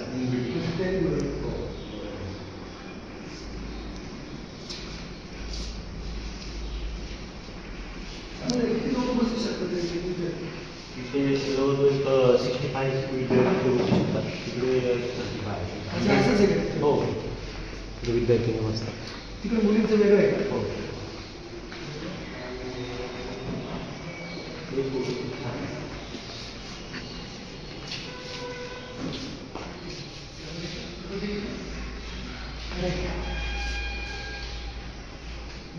पुस्तक बनवतो 36 आणि मस्तक असं मस्तक बनवत नाही. कोणाचं पुस्तक असंच मस्तकाने मस्तक वर्तमानपत्र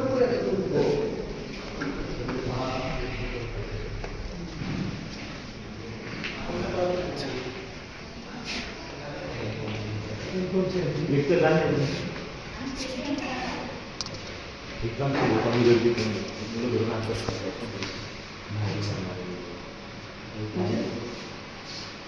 एक्झाम सुरू आहे. मग ज्या दिवशी पेपर असतो त्या दिवशी येतात विद्यार्थी पेपरसाठी.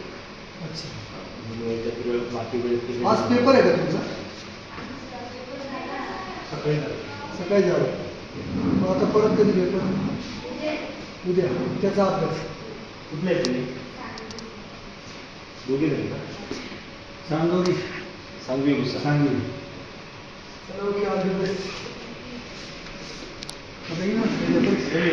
हो ठीक आहे. नंतर पिरियड शिक्षण आहे.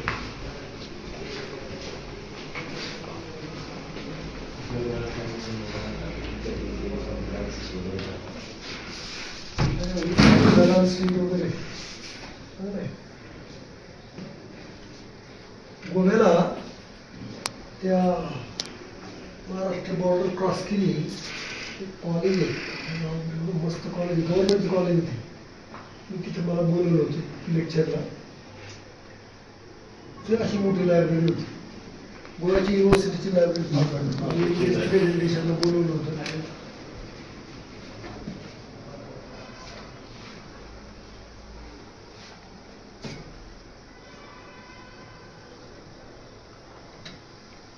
चला ओके थँक्यू.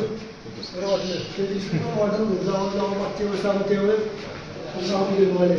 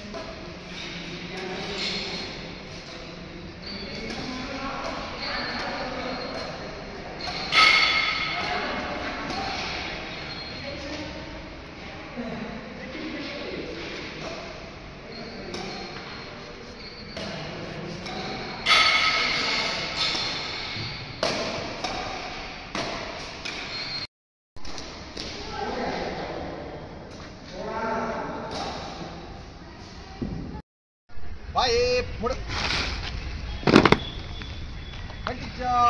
अपने से कलमात छत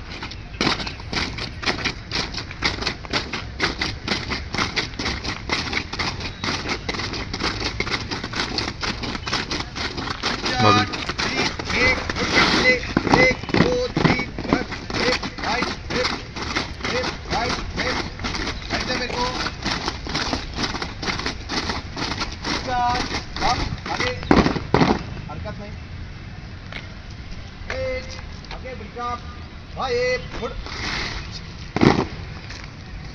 स्टार्ट विश्राम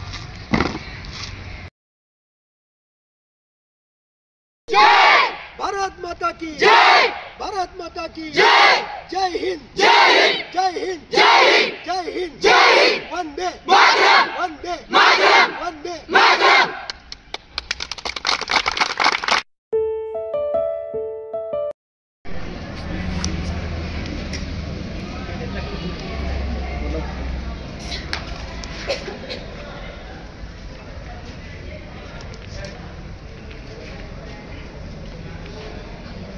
आताच्या काळात सुद्धा मुलींना किती त्रास होतो, त्या काळात काय अवस्था असेल. तुम्ही त्याची स्टोरी वाचली असेल, लोक शेत फेकायच्या अंगावर. तुम्ही सगळ्या कुठल्या क्लासच्या? FYBच्या. तुम्ही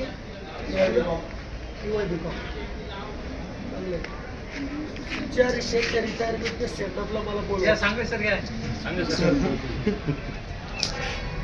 तुमच्या सेटअपवरती एक चांगलं प्रेझेंटेशन. रिटायर होणं हे संस्थेच्या दृष्टीने तोटा असतो आणि संस्थेच्या दृष्टीने फायदा करून घेता आला पाहिजे संस्थेला रिटायर्ड लोकांकडनं. 5 पेटेंट आहे सरांच्या नावावर. कारण रिटायर्ड लोक हे आयुष्यभर जे ज्ञान गोळा केलंय त्याचा वापर संस्थेने करून घेतला पाहिजे. ते करत नाहीत. परदेशामध्ये अशा लोकांना ऑनररी पोस्टिंग देतात, त्यांना बोलवतात लेक्चरसाठी. आपल्याकडे ते राहिलं नाही आता. पूर्ण श्रीरामपूर तालुक्याचं वाहतूक परिषद. चला येऊ का? क्रांती ज्योती सावित्रीबाई फुल्यांच्या, क्रांती ज्योती सावित्रीबाई फुल्यांच्या, सावित्रीबाई ज्योतिराव फुल्यांच्या, सावित्रीबाई ज्योतिराव फुल्यांच्या. अरे वा, मी पेणार होतो.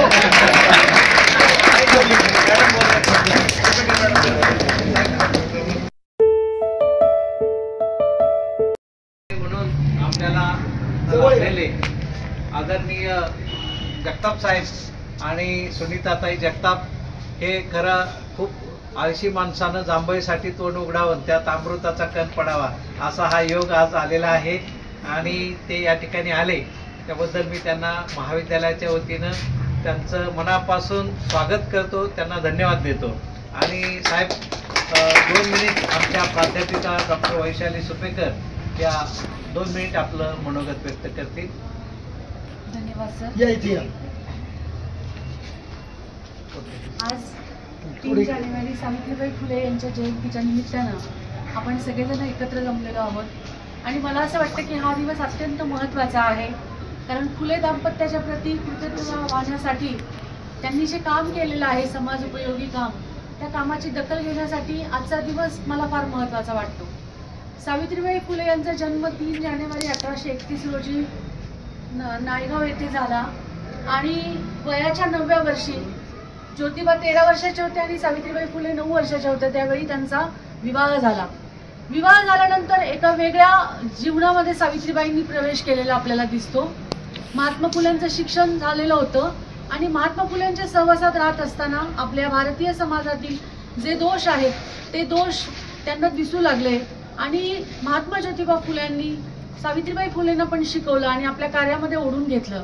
स्त्री शिक्षणाचा प्रसार असू दे, स्त्री सक्षमीकरणाचा विचार असू दे किंवा समाजामध्ये ज्या अज्ञान प्रथा रूढी परंपरा आहेत त्याला तोंड देण्यासाठी या 2 दाम्पत्यांनी आपलं संपूर्ण जीवन जे आहे ते जीवन वाहिले असं म्हणायला हरकत नाही.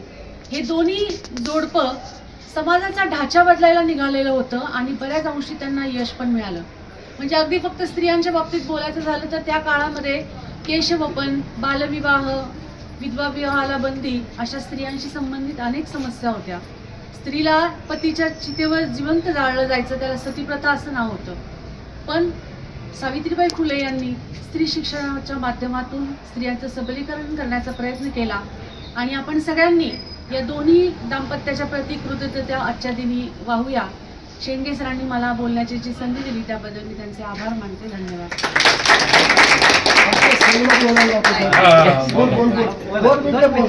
त्यांच्या पिशवीमध्ये 2 लुगडे असायचे. अशी ती प्रथा परंपरा होती.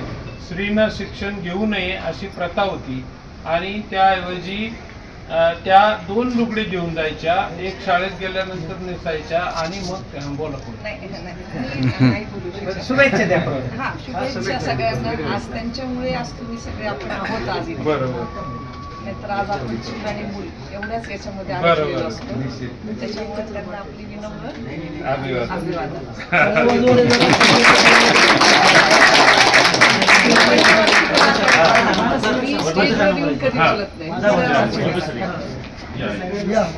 हाती ज्ञानाची मशाल ध्येय तिचे ठाव कुणाला होते ते विशाल ज्योत क्रांतीची पेटली मनी लढली स्त्रियांसाठी ही रणरागिनी सावित्री संग होता म्हणे तिचा धनी छळले किती खळांनी जाणले कुणी सांगू कसे तुम्हाला कष्ट सोसले किती परीन राहावले तीस ओढ शिक्षणाप्रती शेन चिखल दगड कोणी राख फेकती शिव्या शापन ठाव कोण कोण देती मनी चंग बांधला शिकवू बालिकांस धडा शाळा पहिली मुलींची शोभे भिडेवाडा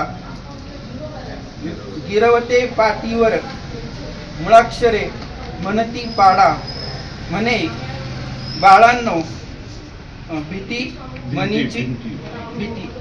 मनीची सोडा घेण्या सत्याचा शोध सावित्रीस या जाहला बोध आरंभिला यज्ञ हा तिने अश्वमेध म्हणे समाजाची सारी तोडू बंद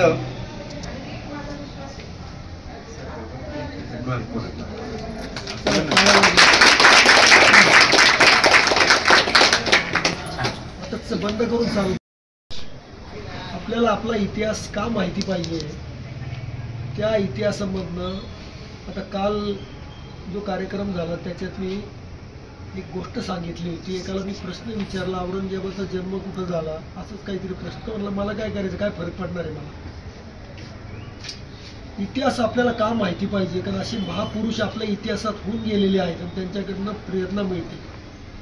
पण दुर्दैव असं आहे की महापुरुष आपण जाती जातीत वाटून घेतले. फुले म्हणजे माळी समाज, बाबासाहेब आंबेडकर म्हणजे दलित समाज, शिवाजी महाराज म्हणजे मराठा समाज. हे वातावरण बदलायचं काम ही तरुण पिढी करू शकते. सॉरी, माझी तब्येत जरा खराब आहे कालपासून. तर तुम्ही आदर्श घेताना पहिली गोष्ट या महापुरुषांना जातीवादातनं बाहेर काढणं. हे सगळं राजकारणी लोकांचं काम आहे. आपल्याला राजकारणाशी काहीही घेणं देणं नाही. राजकारणात चांगली लोक 100% आले पाहिजेत. त्याच्याशिवाय हा गाळ जो आत्ता तयार झालाय तो बाजूला जाणार नाही. पण राजकारणात तरुण पिढी येताना त्यांनी काहीतरी स्वतःचं काहीतरी अशी गुण दाखवला पाहिजे ज्यांनी समाजाला प्रेरणा मिळेल. तर या निमित्त आपण कॉलेजमध्ये हा कार्यक्रम, छोटासा कार्यक्रम घेतोय. याच्यात नुसतं नावाला कार्यक्रम घ्यायचा म्हणून घ्यायचा नाही. आता यांनी काहीतरी वाचून दाखवलं, या ताई बोलल्या, या सगळ्या गोष्टीतनं काहीतरी प्रेरणा मिळते. पण मी एकच गोष्ट सांगतो, तरुण पिढीला अशा महापुरुषांच्या अभ्यासाची खूप गरज आहे. तुमची लायब्ररी काल मी पाहिली, मी 1 तास होतो लायब्ररीमध्ये आणि सगळे सेक्शन पाहिले. मला आश्चर्य वाटलं, 1 लाख पुस्तकं आहे तुमच्या लायब्ररीमध्ये. हे मोबाईलचं फॅड आहे ना, हे मोबाईल जे आता हातात दिलाय त्याचा वापर चांगल्या कामासाठी करा. ते नुसतं आपलं कुठलं तरी रील बघत बसायचे वेड्यासारखे आणि काही उपयोग होणार नाही तुमचा. त्याच्याऐवजी अरे कॉलेजने या संस्थेने एवढी चांगली लायब्ररी काढली, एवढी चांगली चांगली पुस्तकं आहेत की ते पुस्तकं दुर्मिळ आहेत. ते कित्येक कॉलेजमध्ये तुम्हाला बघायला सुद्धा मिळणार नाहीत. त्या पुस्तकातलं वाचन करा बघा तुमच्या स्वतःच्या लाईफमध्ये इतका बदल होईल. इतके चांगले चांगले कोट आहेत, आता माझ्या लक्षात नाही तिथे लिहिलेले. बाबासाहेब आंबेडकरांचे 2-3 कोट आहेत. पुस्तकातलं वाचन याच्यामुळे इतका मोठा लीडर झाला होता की ज्याचं भारतात जोपर्यंत भारत जिवंत आहे तोपर्यंत नाव राहील, म्हणजे ते यशवंतराव चव्हाण. सगळ्यात अभ्यासू राजकारणी आतापर्यंतच्या इतिहासामधला पंडित नेहरू नंतरचे. पंडित नेहरू खूप अभ्यासू होते. तर तुम्ही यांचा आदर्श घेऊन, अशा महापुरुषांचा आदर्श घेऊन 1% जरी अचीव करू शकले तर तुमचे आई वडील धन्य होतील तुम्हाला जन्म देऊन. आणि तुमचे जे प्रोफेसर आहेत, पूर्वी शिक्षक आणि विद्यार्थी एक नातं होतं, फार अटॅचमेंट होते. मी सांगतो ना, माझ्यासमोर भारताचा पंतप्रधान जरी आला तरी त्यांच्या पायाजवळ माझा हात जाणार नाही. पण मला शिकवणारा जर प्रायमरीतला 1ली-2रीतला शिक्षक जरी आला तरी माझा हात आपोआप त्याच्या पायाजवळ जाईल. एवढं मोठं शिक्षक, प्रोफेसर या लोकांचं कॉन्ट्रीब्युशन आहे तुमच्या लाईफमध्ये. त्याच्यामुळे या कॉलेजमध्ये तुम्ही शिकलाय, तुमची जडणघडण शालेय शिक्षणानंतर इथं घडलेली आहे. जगाच्या पाठीवर कुठेही जा, कुठल्या पदावर जा, हे ज्यांनी कोणी तुम्हाला शिकवलंय त्यांची कमीत कमी आठवण ठेवून कधीतरी फोन करत चला, सर कसं आहे व तुम्ही. त्यांना इतका आनंद होईल सांगतो मी तुम्हाला. पण असं दुर्दैवाने होत नाही. प्रत्येक जण आपल्या कामात गुरफटलेलं जातं. या घराडी राजकारणी लोकांच्या पाठीमागे आपण जातो, मग असे वेगळे पक्ष, वेगळं मत तयार करतो. असं चुकून करू नका. इतकी चांगली संस्था ही. मी सकाळी तुमच्या त्या मुली खुरपत होत्या आणि मुलं फावड्याने गवत काढत होते. कमवा आणि शिका योजना भारतामध्ये नव्हे तर जगामध्ये पहिल्यांदा रे शिक्षण संस्थेमध्ये चालू केली आम्ही.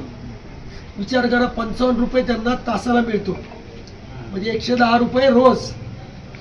आठवड्यातनं 6 दिवस, पण ॲव्हरेज 3 दिवस जरी धरले तरी विचार करा 330 रुपये आठवड्याला. 3च दिवस धरले, मी बाकीच्या सुट्ट्या वगैरे सोडून द्या. महिन्याचे 1200 ते 1300 रुपये, म्हणजे वर्षाचे 14 ते 15,000 रुपये स्वकमाई तुमची सुरुवात झाली. या योजना आहेत ना, फक्त पैसे म्हणून बघू नका. या योजनेतनं तुम्हाला उद्योजक बनण्याची एक प्रेरणा मिळते. विचार करा, कर्मवीर अण्णांनी किती अडचणीत ही संस्था उभी केली. तुमचं भाग्य आहे. अशा प्रायव्हेट संस्था खूप आहेत जगामध्ये, त्याच्यापेक्षा मोठे असतील. पण कर्मवीर अण्णांच्या संस्थेत तुम्हाला शिकण्याची संधी मिळाली, तुमच्या पालकांनी या संस्थेमध्ये तुम्हाला घातलं, हे तुमचं खरं नशीब आहे. रयत शिक्षण संस्थेशी माझं खूप जवळचं नातं आहे. कारण रयत शिक्षण संस्थेचं जिथं उगम स्थान आहे त्या ठिकाणी मी 2.5 वर्ष शिक्षण केलं. फक्त रयतमध्ये नव्हतो मी, पण वडील तिथं असल्यामुळे मी साताऱ्याला 2.5 वर्ष राहिलो होतो. शंकरराव काळे साहेबांना मी जवळून पाहिले. तुम्हाला ती गोष्ट आठवत असेल, कर्मवीर अण्णा एकदा कोपरगावला आले एकदम सुरुवातीला. त्यांच्या पुस्तकात पण लिहिलेलं आहे ते. शंकरराव काळे साहेबांनी विचारलं त्यांना, अण्णा काय मदत करू तुम्हाला. तेव्हा अण्णांनी सांगितलं, काही करू नको, तुझ्या गव्हाणीतली एक मूठभर मातेर माझ्या झोळीत टाक. त्या एका वाक्याचा शंकरराव काळेंच्या मनावर एवढा परिणाम झाला की त्यांनी अण्णांना शब्द दिला, माझं आयुष्य रयत शिक्षण संस्थेसाठी वाहील. कर्मवीर अण्णांनंतर रयत शिक्षण संस्थेमध्ये खरा कर्मवीर जर कोणी असेल, हे राजकारण आपण बाजूला ठेवू, तर त्याच्यामध्ये शंकरराव काळेंचंच नाव येईल. त्यांनी बघा कुठली संस्था काढली नाही. अशा कर्मवीर शंकरराव काळेंच्या प्रेरणेतनं हे कॉलेजचा पायाभरणी झाली असेल कदाचित. त्या काळात मला माहित नाही उभारली. कोले साहेब आणि काळे साहेब हे अतिशय नॉलेजेबल माणसं. शरद पवारांनी मला आठवतं कधीतरी एक वाक्य बोललो तरी, नगर जिल्ह्यात मी गेल्यानंतर मला वाकावं लागतं. एवढे हुशार पुढारी या नगर जिल्ह्यात झाले. त्यांचे राजकारण बाजूला ठेवा. काळे साहेब त्या काळची 1947-48ची बी त्या काळी इंजिनियर झालेले. तर सावित्रीबाई फुले या अशा लोकांच्या कुठल्याही कार्यक्रमातनं तुम्हाला प्रेरणा घेता आली पाहिजे. मुलांनी शिक्षकांनी, प्रोफेसर, प्रिन्सिपल, आमच्यासारख्या उद्योगधंद्यामध्ये असणाऱ्या लोकांनी तर आज मला इथं बोलवलं, त्याबद्दल धन्यवाद. मी सकाळीच जाणार होतो, पण कदाचित योग होता, सावित्रीबाई फुलेंना माझ्या हाताने फुल व्हायचा योग होता आज. धन्यवाद. त्याला जोरदार टाळ्या झाल्या पाहिजे. जयंतीनिमित्त आपल्या महाविद्यालयामध्ये आपले सगळ्यांचे मार्गदर्शक आणि न चुकता महाविद्यालयामध्ये 2 तारखेला उपस्थित राहणारे आपल्याच महाविद्यालयाचे घटक जगताप साहेब आणि सौ जगतापताई हे दोघेही या ठिकाणी आले. त्यांनी अतिशय चांगलं आणि उद्बोधक असं मार्गदर्शन आज सावित्रीबाई फुले यांच्या जयंतीनिमित्त आपणा सर्वांना केलं. त्यानिमित्तानं माननीय प्रोफेसर डॉक्टर सुपेकर मॅडम यांनी मार्गदर्शन केलं. वरपे सर यांनी कविता वाचन केलं आणि हा सगळा कार्यक्रम जो आहे, हा सगळा कार्यक्रम घडवून आणण्याचं काम आपल्या तांबे मामांनी घोषणा दिल्या आणि हा सगळा कार्यक्रम घडवून आणण्याचं काम नेहमीच जे करतात ते आपले सगळ्यांचे आवडते उत्साही व्यक्तिमत्व, उत्साही आणि बहुआयामी असं व्यक्तिमत्व प्रोफेसर डॉक्टर बाबासाहेब शेंडगे यांनी हे सगळं कार्यक्रम घडून आणला आणि आपण सर्वजण या कार्यक्रमाला उपस्थित राहिला त्याबद्दल महाविद्यालयाच्या वतीने सर्वांचे अंतःकरणपूर्वक ऋणनिर्देश करतो, आभार मानतो. धन्यवाद. शेंडगे सर माईंच्या दरवर्षीच्या कार्यक्रमाच्या आधी 15 दिवस किंवा महिना माझ्या फॉलोअपमध्ये असतात. त्यांना प्राचार्य करा. माझी तीव्र इच्छा आहे की अशी व्यक्ती रे शिक्षण संस्थेच्या कॉलेजमध्ये फक्त प्राचार्यच नाही, मोठ्या मुद्द्यावर गेली पाहिजे. त्याचं कारण असं आहे की अशाच उत्साही लोकांची संस्थेला गरज असते. कुठल्याही संस्थेमध्ये, माझा व्यवसाय असेल किंवा कोणाचे उद्योग असेल, त्याच्यामध्ये उत्साही लोक 1% माणसं असतात आणि बाकीचे फक्त पाट्या टाकायचं काम करतात. चांगल्या चांगल्या कॉर्पोरेट कंपनीमध्ये एक वाक्य आहे, काय पाट्या टाकल्या 8 तास, 8:30 5:30 म्हणजे 8:30ला पंचिंग, 5:30ला घरी जाताना पंचिंग. या असली लोक आपल्या कंपन्यांमध्ये 98% लोक आहेत. पण जग चाललंय त्या 2% क्रीम लोकांमुळे. आपण रस्त्यावर चालू शकणार नाही ती जर 2% लोक संपली तर. अशी लोक आपल्या प्रत्येक संस्थेमध्ये पाहिजेत. आणि अजून एक शेवटचं सांगतो जाता जाता, जेव्हा एखादा शिक्षक किंवा प्रोफेसर किंवा कुठलाही मार्गदर्शक एखादी गोष्ट मुलांना समजून सांगतो विद्यार्थ्यांना, तर देवाला सुद्धा स्तुती प्रिय असते. देवाची आरती करतो आपण, पांडुरंग रुक्मिणीला जातो तर त्यांनाही बुक्का लावावा लागतो, तरच ते पांडुरंग काहीतरी प्रसन्न होण्याची शक्यता असते. तसं शिक्षकांना सुद्धा विद्यार्थ्यांचा फीडबॅक दिला पाहिजे. तुम्ही सर खूप छान शिकवलं तुम्ही. आणि शिक्षकांचं जर चुकलं तर तेवढ्या आधीने शिक्षकांना सांगितलं पाहिजे की सर ही गोष्ट जर अशी समजून सांगितली असती तर फार बरं झालं असतं. त्यांच्या इतका आनंद शिक्षकांना कधीच होणार नाही. अशी फीडबॅक देत चला शिक्षकांना, प्रोफेसर लोकांना. मी परत सांगतो, काय या संस्थेमध्ये तुम्ही आलेत, तुमचं खरंच भाग्य आहे. जोरदार टाळ्या वाजवा सगळ्यांनी.